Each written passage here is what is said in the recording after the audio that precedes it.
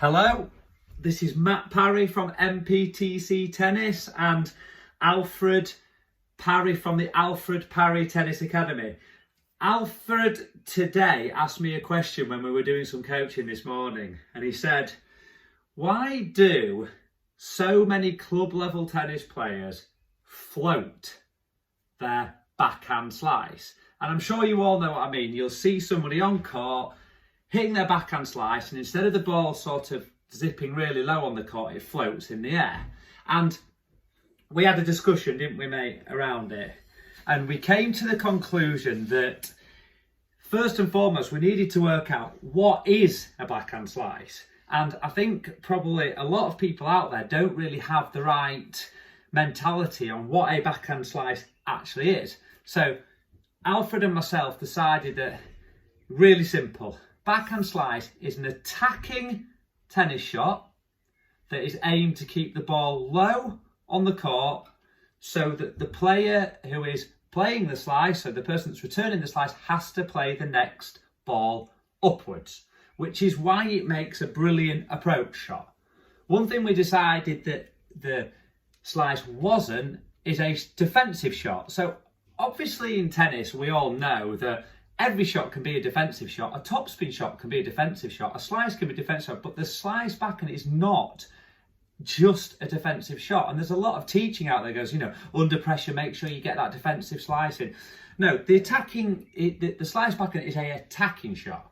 So it's that simple. Another thing that the slice backhand is, Alfie, didn't we decide, it's not an underspin shot. I think a lot of club level tennis players get really, really confused between a slice and a drop shot. And if you want to hit a drop shot, you can hit underneath the ball to create backspin, and you'll drop that ball short, the ball will spin backwards, it'll have probably more height on than a slice, and that is a drop shot. That is not a slice backhand. A slice backhand is not hit with underspin.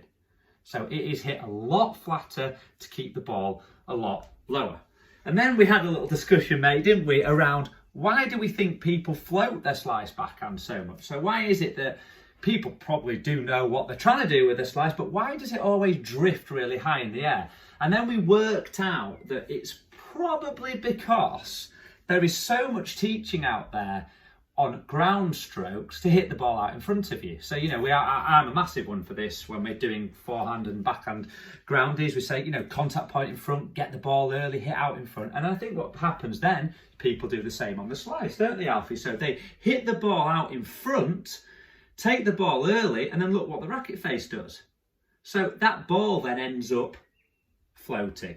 So what you've got to do on a slice, and it's a really simple correction, and it's worked amazingly well with some of our top level juniors, is you've just got to attempt to hit the slice late. You've got to hit the ball, the slice, from behind you, almost, not fully behind you, but sorry, Alfie just went to go down. You've just got to make sure that that slice is much more close to your body than it would be in front. And I'm not talking in relation to how close you are to the ball. I'm talking about depth in the court. So if the ball is coming towards you, you're just going to wait that extra little second, you're right, mate, a little bit of second, so that you can catch that ball a little bit later. And then once you have caught that ball a touch later, your racket face will be flat into the tennis ball. So your racket face will be flat instead of out in front and open. So that's your little tip for the slice backhand for today.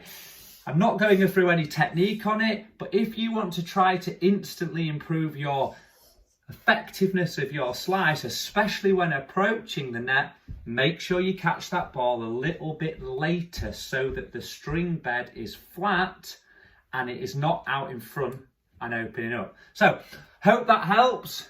Alfred has gone. Hope that helps.